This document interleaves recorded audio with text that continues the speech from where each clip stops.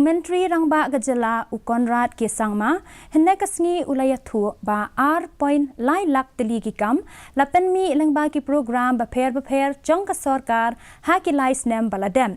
Ula ong ba ke sorkar kala terwa ban Pynmih sa silak Tylli ki kam haus nem ban wan.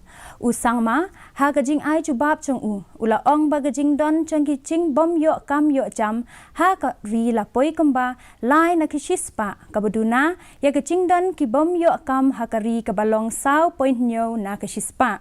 Da ka ba ong ba ke sorkar kaya le ban Pynmih ya san point san lak Tylli ki kam ha ki san snem ki ban wan.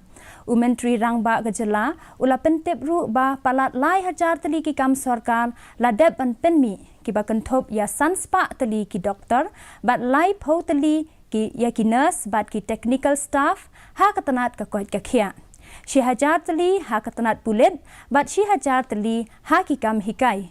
Ula ong ba ke sorkar kala bu thong ban Pynmih R.lak Tylli ki kam ha katanat karep karyang bat ki wei ki tanat ha ki saw hdu san snem ki ban wan.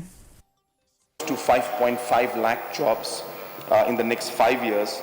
And of course, as I said, in the last 3 years, we have touched almost 2.34 lakh jobs. We will target, sir, as much as possible in every year, but our target is for the next 5 years, 5.35.